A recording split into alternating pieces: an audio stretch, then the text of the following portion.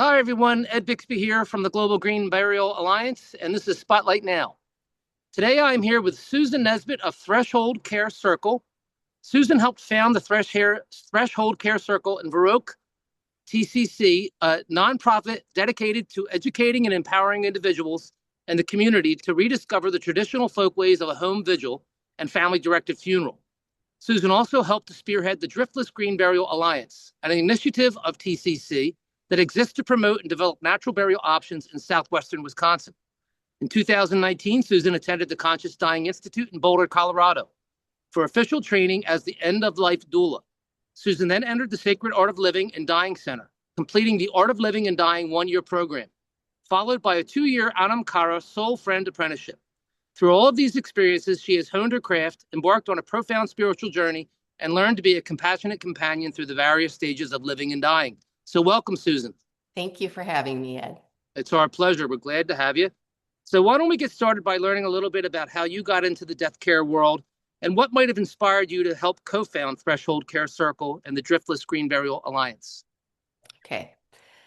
I think many of us that work at end-of-life care have been drawn to this work from a personal experience, and that was certainly true for me.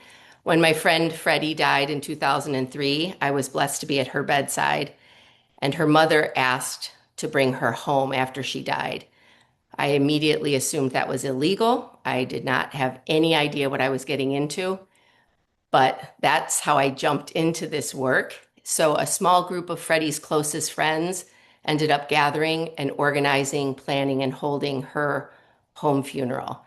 We did not know what we were doing. It's a little bit of an experiment, but we had a group of men build her a beautiful casket, and other community members cleaned and organized the house, and other community members prepared and planned a ceremony where over 100 people came. We gathered, and I think the thing that happened in that pivotal moment in my life was that I learned that I was longing for something I did not know I was missing. And the community coming together to honor Freddie in this beautiful, profound way just changed my life, and also affected several other members in the community who realized that we wanted to start talking about death and dying in our culture and how we maybe would want to change some things. So we started gathering, having community discussions. Over time, that group whittled down to 6 of us. And out of that, the 6 of us ended up forming Threshold Care Circle in 2006. As far as DGBA, Driftless Green Burial Alliance, that's an initiative that developed out of Threshold Care Circle as a natural result of reclaiming caring for our own at home. Once we started to help community members take care of their loved ones at home, we started to question if we couldn't just handle the entire process of having a body and then either burying it or bringing it to the cremation by ourselves, avoiding having any professional or stranger involved in any way. And so that was the initiative to start looking into green burial options. Well, that's wonderful. And I mean, you guys have started, like many of us within this movement, of course, not something that you had decided to do with your life. It just kind of captured you and drew you in. Yeah. And, 2 really important initiatives that you're actually working on. It's important to educate and important to have transparency of process. So kudos to you and your organization. With that being said, for the viewers, I guess we should learn a little bit about, and I think we've already touched on that, what Threshold Care Circle's mission is and the services that it provides. I understand that you offer family and individual consultations, classes, and a variety of other educational programs. Yes, our mission is to educate people. And sometimes there's a misunderstanding because so often when there's a death in our community, members of Threshold Care Circle seem intimately involved in the situation. So sometimes people think that we are funeral directors, or when they see us working with green burial, they assume we run the cemetery. None of that is true.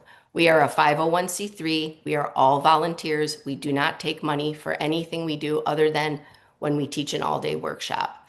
So we spend most of our time acting as a resource. So when people call and want to know about what is a home funeral, how do we have green burial, we provide resources for them.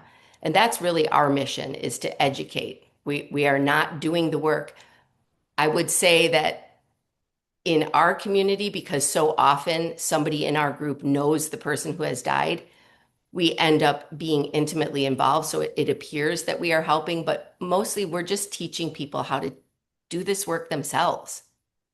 Oh, absolutely. And that is the critical piece. I mean, most people, when these events happen and they haven't really discussed it, they Yeah, find themselves. So, it's really important to have that resource. And I'm sure that, through that resource and through the education you provide, you guys have created, as you said, probably a network of people who can assist the families in the capacity that they would need yeah. their assistance. Uh, Concerning the Driftless Green Burial Alliance and the green burial movement, in general in Wisconsin, what is the availability of eco-friendly funeral options now in Wisconsin? So my understanding currently in Wisconsin is we have 5 hybrid sections available in cemeteries and 3 actual full green burial cemeteries.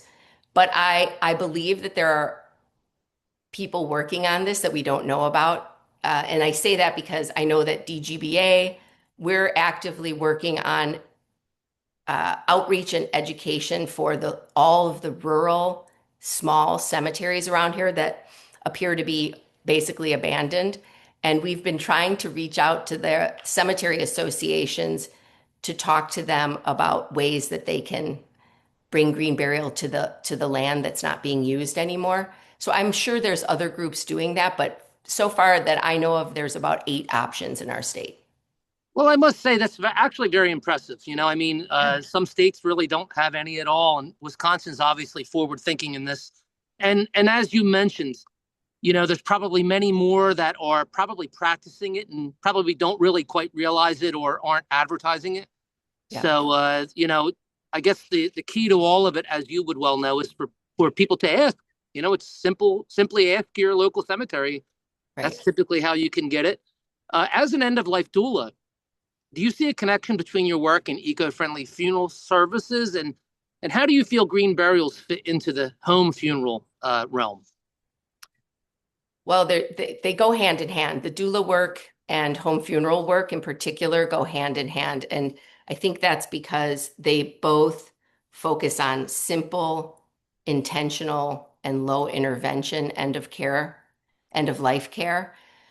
And I also think that there tends to be space for ritual in both of those realms. And that's, as a doula, the focus is on emotional and spiritual and practical care. So, one of the things I love about my work as a doula is that I get the opportunity to help families slow down, understand their rights, and make choices that reflect their values. And I think that um, oftentimes they don't even know about home funerals or caring for their own, even the simple task of washing their loved one's body. They just don't realize that's an option. So my job is to help them understand what's legal, what they can do, and empower them to do that. And as far as green burial goes, I think that the simple hands-on care that's involved in a home funeral flows seamlessly into the simple burial, which is usually just placing the body in a shroud or a wooden casket, lowering it into the ground, returning the body to the earth. So it seems to me a continuum of care that flows together quite beautifully.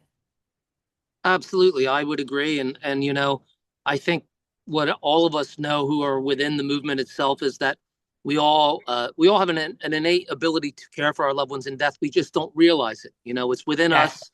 And when that is opened, people then realize. I think it brings you a little closer to death in the sense that it's a less scary proposition, and you can then focus on celebrating a life that was lived. So it's wonderful work that you're doing. Have you seen? I mean, you personally, have you seen an increase in interest in eco-friendly funeral options in Wisconsin and in the Midwest in general? absolutely. We get calls weekly. People are craving different options. As we see the baby boomers beginning to die, they have spent their lives seeking sustainable options. They want that in death. I, I think that as soon as anybody learns about eco-friendly options, they are interested. A lot of people just simply do not know that they exist. I will say, as far as home funerals, that is still pretty fringy. People are less interested in that, which I find very unfortunate because I think that that's one of the best things we can do is really continue the care of our loved ones. It doesn't have to be at home, but just to continue that care and not hand it over to a professional or a stranger. I've seen time and again how healing that is. So I'm sad that that hasn't really taken off because the home funeral movement was around before the burial movement really took off. And I see a hunger for the green burial, not so much for home funeral. Well, I think, Susan, probably just like natural burial, as people experience it, it Yeah. will open their eyes to the benefits of it. So I think over time, probably most definitely, that will increase when people can realize, hey, wouldn't it be better to keep your loved one at home, close to you, especially in that final time? The more time you can actually spend with them, the more you can come to grips with their passing, but also care for them in a way that, is the final act of kindness that you can give, or bestow upon them. So I I've, think, sorry. no, go ahead. I've seen that. I've seen that every single time we've had a home funeral in our community, the awareness is increased and people are so thrilled to participate, to have something to do, to have time to grieve that's slower and feels more natural, in my opinion. So yes, the more people are exposed to any of this work, the more they're interested. Our culture is so far removed from death and dying. We don't think about it. We don't talk about it. We turn our loved ones over to professionals immediately. And so we're starting to question that and come back into it. And I think the more people see it, the more we're going to see a craving for No, this. I couldn't agree with you more. So this always brings me to my favorite part of the conversation. So where would you hope to see yourself in your work, let's say in the next 5 to 10 years? Well, I hope that I will be a doula until my dying breath. I love that work. And I would guess that I'll be an advocate, an educator for green burial, natural burial, and home funerals in 5 to 10 years.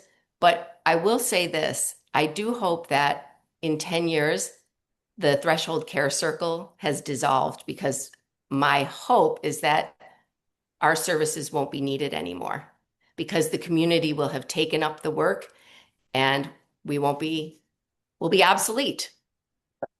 Well, that's a very, I tell you, that's a nice sentiment because that is the truth. We do what we do to continue to educate, but when the day comes when this can take care of itself on its own, that'll be a special day. So I Yeah. can't, I agree with that. Yeah. But continue to do the good work, Susan. You guys are doing great stuff out there. Thanks for joining us today. Viewers, you can learn more by visiting thresholdcarecircle.org, and it's been a pleasure. Thank you so much. Have a great day. You too. You're very welcome.